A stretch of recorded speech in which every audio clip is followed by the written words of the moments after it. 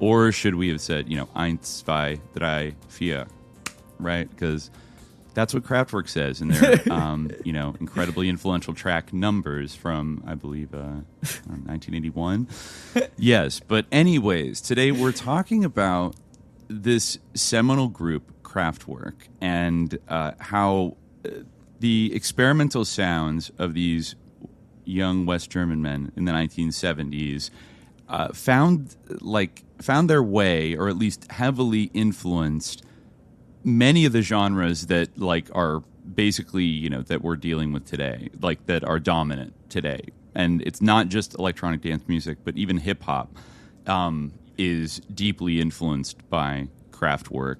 Obviously, Detroit techno. We'll get to that, a little more down the road. But just all of 80s synth pop in general, all of that new wave kind of stuff, the Human League, Depeche Mode, you name it. You go down the list. Any kind of pop music made with synthesizers is going to owe some kind of debt to this band, just as, as we've discussed in many other music episodes, every single boomer and onward rock musician, if you ask them to name who is the biggest, it doesn't matter how different their sounds are, who's your biggest influence, they always say the Beatles, right?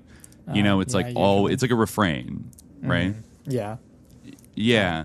And that's a group we'll get to one day. One day I soon, do want to do that. Our Sus eventually. Beatles episode. I think the people want it, and we're going to have to get to it. But there's another big parallel between the Beatles and Kraftwerk that's, I think, kind of instructive to understanding Kraftwerk, and that is that the Beatles have come to be heavily associated with the country that they come from, right? The United Kingdom, and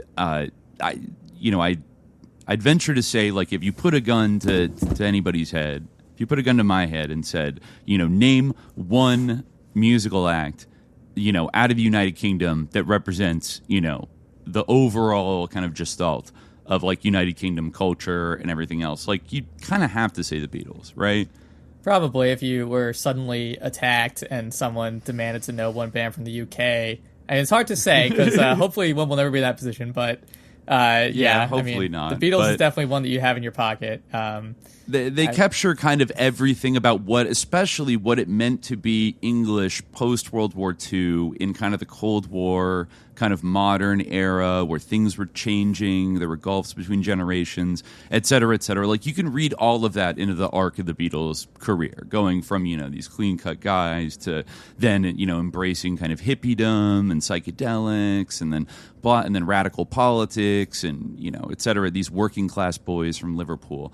And you can draw very similar parallels to kind of the identity of Kraftwerk and West Germany, and eventually the reunited, or I'd say, reconquered Germany after 1990. The Germany we have today.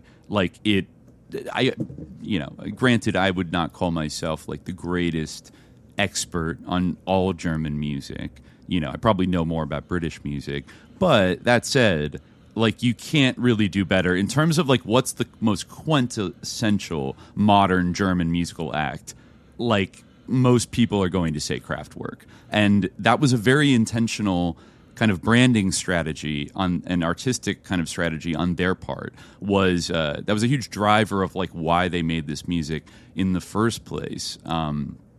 As many of the sources we read from kind of lay out, and they're a little bit of a private band, but to the extent they've given interviews over the years, they always talk about this search for a modern German identity after the horrors of World War II and the kind of ambiguous realities of the Cold War and the division of Germany and all of these other things. They wanted, I think, the two main members of Kraftwerk, Ralf Hutter and Florian. Why am I blanking on Florian's name right now? R.I.P. He just passed away. But Ralf Hutter, who's still the one original guy still touring the world as Kraftwerk, often said that they, growing up in the 50s and 60s in West Germany, they felt like they had no history. They were kind of deracinated, and because of the overall, the global stigma around the horrors of like Nazism, that whole historical period, one their parents had all lived through, that was all kind of suppressed, even though at the same time there were like tons of officials in the West German government who had like been Nazi officials, and there was like this kind of tolerance, like quiet tolerance of, like the Nazi past, but officially that was banned. Of course, also West Germany became like a deeply anti-communist society and was always at loggerheads with the DDR, East Germany, right, which was a communist state. And so they were literally on the front lines of the Cold War. They had massive U.S. military presence, and also in the immediate post-war years, this varied a little bit depending on what occupation zone people were in, but there was a massive influx of like American and British pop culture and music, like in the 40s, 50s, early 60s. And so, things like American soul music and jazz and, styles like that, and then later kind of like American rock and roll. I mean, famously, where the Beatles get their start, right? In Hamburg, right? They were playing the clubs in Hamburg for like a year or more, and that's where they got really good. And that's obviously a big port city, and that's they're playing they hit the their Sailors. 10,000 hours, which makes anyone good at something. Exactly. Yes, indeed. That according to the myth, that is the legend. That is what. Yes. That is what it was. And I think there was a larger movement of which Kraftwerk was like, they were just kind of young guys coming up out of adolescence when this happened in like the late 60s to develop kind of new styles of specifically German popular music outside of like Schlager, which was like the kind of folk, like normie folk, like old timer kind of music that was mostly produced. And that's where you got basically this label that was eventually applied called krautrock, right? Which included groups like Can and a little bit later Neu, which was I believe founded by two guys who were briefly in Kraftwerk in the early years, kind of split off, and Popol Vuh. And eventually, like getting into the early mid-70s, you get Kraftwerk, which starts out as an arty duo playing like piano and flute and like doing kind of experimental kind of loops and things like that, but with like traditional instruments. They don't start off as an electronic group at all, but they gradually like start to drift to it. So yeah, I mean, they eventually become pretty popular, and then kind of fizzle out in the early 80s just as their influence starts to be felt on like a global scale and spawn all these other things and bring machine music truly to the masses for the first time, which is apt for a band like that, who, one of their most famous albums is called The Man Machine. And I think what's interesting, and we'll go over it a little bit of this and like their history and their aesthetics, their artistic influences, because they kind of came out of an art milieu as much as they came out of a musical milieu, is the themes of Kraftwerk and how they still feel relevant today, and not necessarily in like a fun, like uplifting way, but like the sort of like the darker, impersonal world governed by machines and this kind of machine music and like the transformation of man into a machine, all this kind of stuff, or it being in a world controlled by impersonal computers, like on their album Computer World. Like they ended up being quite prophetic in a way, and there's something, I think one of the reasons what made their music so like fascinating but still like enduring over the decades is they do have this kind of like very disciplined kind of ambivalence and ambiguity around technology itself. Like they obviously are they're pioneers in it, and they're using it to create totally new sounds, partially to forge a new like modern peaceful German identity that's not based on war.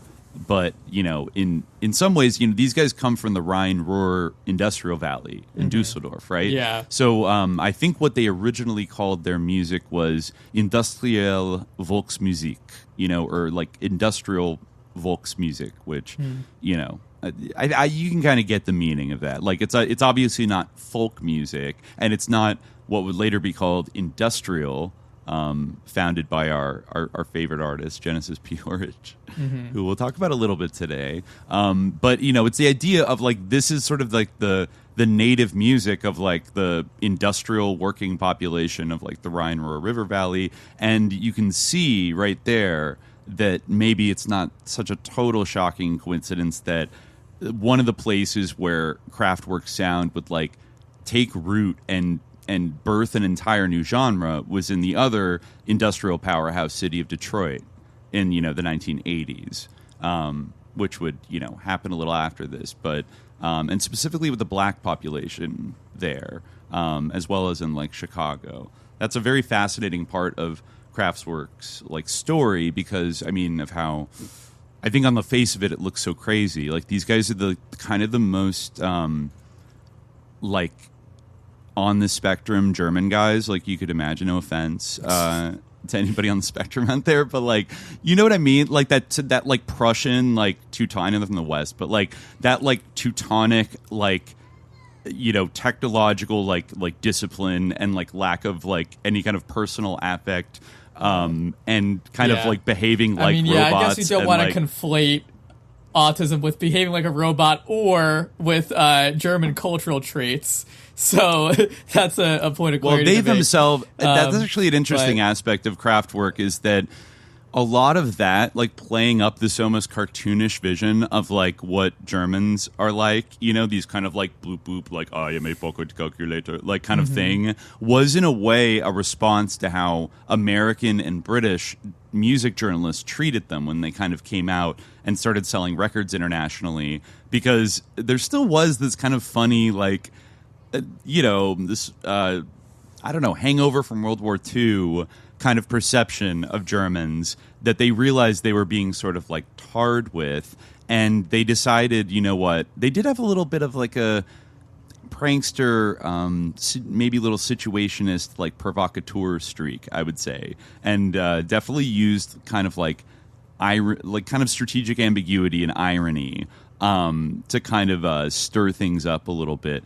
But people would say things like people would almost try to bait them into saying like goofy things about, I'm trying to think, like Lester Bangs famously kind of trafficked in a lot, like I think the magazine spread for like his review of Autobahn, their kind of breakthrough album, or maybe this was later for Man Machine, but one of these like reviews just had like a huge like Nazi like flag like layout like at the top of the article, and just seemed to like imply that they're like vaguely Nazis just by virtue of like being German.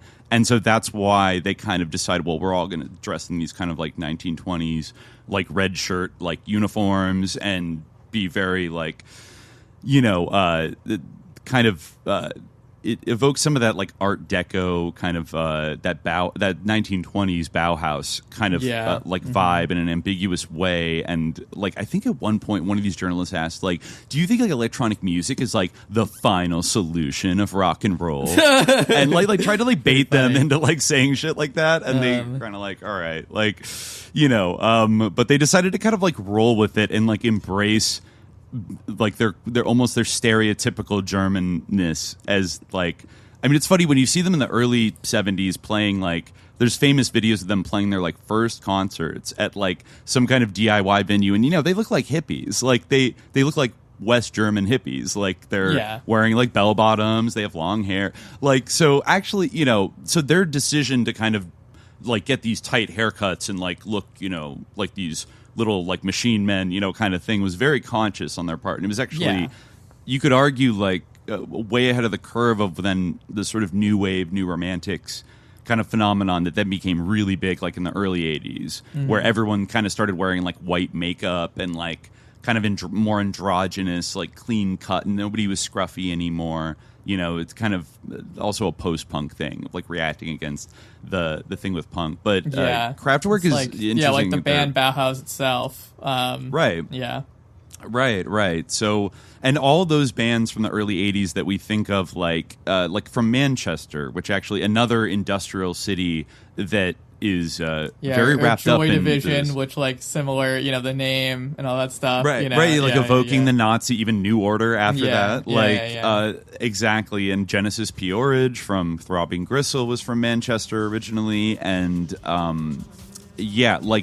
all those people were really big fans of Kraftwerk. Like Ian Curtis, I guess, was like a huge fan of Kraftwerk, and they loved that cold, like distant, just like I think somebody eventually described it. The motoric music is kind of the word that was used to describe it, where it's just kind of that like hypnotic, like never-ending rhythm, which is something that these kind of arty experimental Germans started doing, not intending for it to be dance music, but that is inevitably what it became.